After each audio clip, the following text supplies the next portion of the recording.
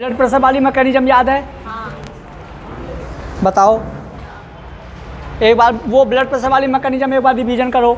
देखो पहले BP low था, फिर लीवर से क्या निकल रहा था, एंजियोटेंसिनोजन, और वहाँ से जक्स्टा ग्लोमेरुलर एपर्टस से रेनिन हार्मोन एंजियोटेंसिनोजन को फर्स्ट में कन्वर्ट कर रहा था, फर्स्ट सेकंड में कन्वर्ट हो रहा था, जिससे एड्रिनल से एल्डोस्टेरोन निकल रहा था, जो ब्लड में ब्लड और सॉल्ट का एब्जॉर्प्शन बढ़ा रहा था, वॉल्यूम बढ़ रहा था, प्रेशर बढ़ रहा था, और वो जो लो था उसको नॉर्मल कर दे रहा था। एक बार रिवीजन करो। सबको आ गया? तुम नहीं थी क्या पिछली क्लास में? कहाँ है फिर वो? हैं? वो वाला गाना सुनिए, दिल के अरुमा आंसुओं में बह गए। इसका मतलब तुम्हारे कहने का मतलब है कि बॉडी के अंदर बाढ़ आई थी। है तो क्या? ये वो सिखाती मेरे को।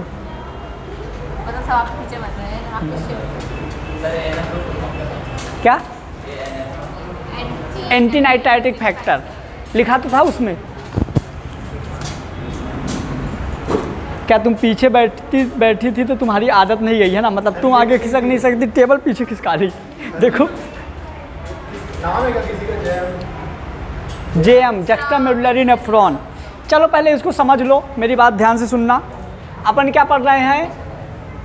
Concentration mechanism. मतलब कि जो अपन लोग पानी पीते हैं ना, तो उसको ना कंसंट्रेटेड करना है। मतलब वाटर, जो अपन वाटर, मतलब वाटर में यूरिया की क्वांटिटी बढ़ा देंगे तो वाटर हमारा कैसा हो जाएगा? डाइल्यूट से कंसंट्रेटेड हो जाएगा, मतलब सॉल्यूट की क्वांटिटी बढ़ जाएगी। समझना। तो मतलब इस मैकेनिज्म में, कंसंट्रेटेड मैकेनिज्म में, मतलब कि जो हम लोग नॉर्मली पानी पीते हैं और जो यूरिन बाहर निकलता है तो वो कंसंट्रेटेड होता है नॉर्मल वाटर से। और उनमें जो रोल होता है, दो लोगों का रोल होता है। एक रहता है हेनले लूप का, एक रहता है वॉसा रेक्टा का। एक रहता है वॉसा रेक्टा का और एक रहता है हेनले लूप का। ठीक है। अब देखो यहाँ पे क्या होगा, जो काउंटर मतलब कि कंसंट्रेशन मैकेनिज्म को हम क्या बोलेंगे? फॉर्मेशन ऑफ लेस क्वांटिटी या हाइपरटोनिक यूरिन। हाइपरटोनिक मतलब मैंने क्या बताया था? सॉल्यूट की क्वांटिटी बहुत ज़्यादा।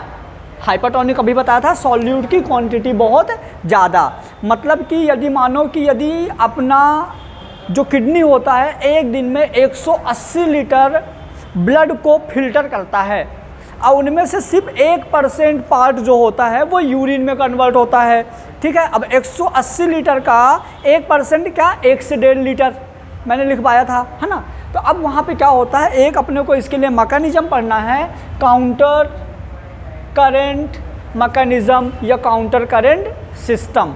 जो काउंटर करेंट मैकेनिज्म मतलब ऐसा, इस डायग्राम से तुमको बहुत अच्छी क्लियर हो जाएगी, बुक पढ़ोगे तो नहीं हो पाएगा क्लियर। तो देखो काउंटर करंट मैकेनिज्म में, काउंटर करंट सिस्टम में एक हम बोलेंगे दो टाइप्स का होगा। एक होगा काउंटर करंट मल्टीप्लायर, एक होगा काउंटर करंट एक्सचेंजर। मतलब जो काउंटर करंट मैकेनिज्म होती है ये डाइल्यूट यूरिन को कंसंट्रेटेड यूरिन में कन्वर्ट करने की एक प्रोसेस होती है। समझ गए? जो काउंटर करंट मैकेनिज्म था, जो काउंटर करंट सिस्टम था, तो डाइल्यूट यूरिन को, जैसे कभी कभी क्या होता है, यदि अपन बहुत सारा पानी पी लिए, चाय वगैरह नशा वगैरह कर लेते तो यूरिन बहुत जल्दी जल्दी आती है, तो डाइल्यूट यूरिन होती है। कभी कभी यदि अपन नॉर्मल हेल्दी फूड खाते रहते हैं तो कंसनट्रेटेड यूरिन आती है। तो हम बात करेंगे नॉर्मल केस की। किसकी बात करेंगे? नॉर्मल केस में क्या होता है, तो हमारे किडनी में जो नेफ्रॉन होता है तो उसके दो पार्ट, मतलब उस नेफ्रॉन का जो मैकेनिज्म है दो सिस्टम में काम करेगा। एक करेगा काउंटर करंट मल्टीप्लायर, एक करेगा काउंटर करंट एक्सचेंजर। मल्टीप्लायर मतलब क्या होता है? क्वांटिटी बढ़ना, और एक्सचेंजर मतलब एक्सचेंज करना। अभी इसको यहीं रोक दो, पहले ये डायग्राम पढ़ेंगे फिर मैं इसको यहाँ रिलेट कर दूंगा। क्लियर हुआ? चलो अब याद रखो, ये नेफ्रॉन का पीसीटी वाला पार्ट है, ये पीसीटी वाला पार्ट है, ये हेनले लूप है, ये डीसीटी वाला पार्ट है, ये ग्लोमेरुलस है, बोमेन कैप्सूल है और मैल्पिगियन एपर्टस। ये तो बहुत अच्छे से याद है। क्लियर। चलिए, ब्लड लेके आती है रीनल आर्टरी का एफरेंट आर्टरी वाला पार्ट, है ना। तो ये होता है एफरेंट आर्टरी वाला पार्ट। विधि बताइए, एफरेंट आर्टरी और इफरेंट आर्टरी में किसका डायमीटर ज़्यादा होता है? कौन ज़्यादा मोटी होती है? क्यों? क्योंकि होती है ना। ये ज़्यादा मोटी होती है, जिस वजह से यहाँ पे एक प्रेशर जनरेट होता है और उस प्रेशर की वजह से बोमेन कैप्सूल में पोडोसाइट सेल्स होती हैं, जहाँ स्लिट पोर होते हैं और यूरिया, वाटर, सॉल्ट, ग्लूकोज जो भी रहता है सब फिल्टर होकर कहाँ आ जाता है? बोमेन कैप्सूल या पीसीटी वाले पार्ट में आ जाता है। और फिर यहाँ से रीएब्जॉर्प्शन वाला प्रोसेस शुरू होता है। बोला था ना, जो ऐसे डायग्राम बनाया था, रीएब्जॉर्प्शन वाला प्रोसेस शुरू होता है। और यहाँ पे जो प्रेशर जनरेट होता है, इस प्रेशर को हम क्या बोलते हैं? Hydrostatic pressure. और यहाँ पे जो फिल्ट्रेशन का रेट है, जैसे एक दिन में 180 लीटर फिल्टर करता है ना, तो इस रेट को बोलेंगे हम, फिल्ट्रेशन की रेट को बोलेंगे ग्लोमेरुलर फिल्ट्रेशन रेट, GFR। क्या बोलेंगे? ग्लोमेरुलर फिल्ट्रेशन रेट, GFR, है ना। तब किस रेट से ये यहाँ पे आता है वो आपको पता चल गया है। अब यहाँ से देखो, यहाँ से क्या हुआ? सॉल्यूट के पार्टिकल, मतलब सॉल्यूट के पार्टिकल ग्लूकोज, सॉल्ट, ये सारे चीज़ प्लस इसके साथ क्या? वाटर, कहाँ आ गए? पीसीटी में। पीसीटी में आए। और तुम लोगों को यदि याद होगा तो मैंने बोला था, जैसे जैसे अपन नीचे जाते जाते हैं प्रेशर, नीचे कितना था? ऊपर यहाँ कितना था? 300, है ना। और जैसे जैसे प्रेशर बढ़ता जाएगा तो सोल्यूशन क्या होता जाएगा? गाढ़ा होता जाएगा। तो देखो, यहाँ के लिए सॉल्ट और वाटर दोनों के लिए परमेबल है, तो यहाँ से सॉल्ट और वाटर बाहर भी निकल सकता है और अंदर भी आ सकता है। क्लियर? सिस्टम हमारा शुरू हो रहा है। यहाँ से देखो, ये क्या है? सॉल्ट के लिए इम्परमेबल, वाटर के लिए परमेबल। तो यहाँ से वाटर बाहर निकलने लगा, यहाँ से वाटर बाहर निकलने लगा। ठीक है, जब वाटर बाहर निकलने लगा तो इसके अंदर जो सोल्यूशन बचा हुआ है कैसा हो गया? वो हाइपरटोनिक। कैसा हो गया? मतलब यहाँ का सोल्यूशन बहुत गाढ़ा हो गया, हाइपरटोनिक हो गया।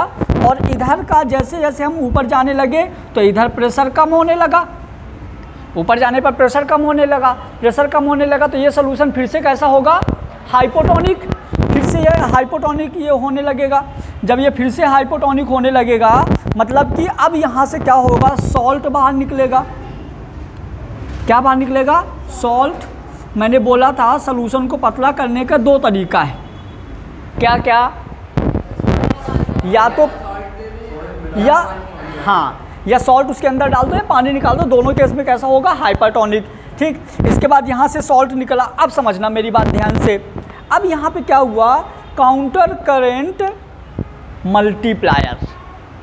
काउंटर करेंट मल्टीप्लायर मतलब कि ये पानी और सॉल्ट हेनले लूप से बाहर निकलेगा। समझना, पानी और सॉल्ट हेनले लूप से बाहर निकलेगा तो होगा मल्टीप्लायर। और एक्सचेंजर क्या होगा? ये बाहर निकल के कहाँ आ रहा है? वासा रेक्टा में।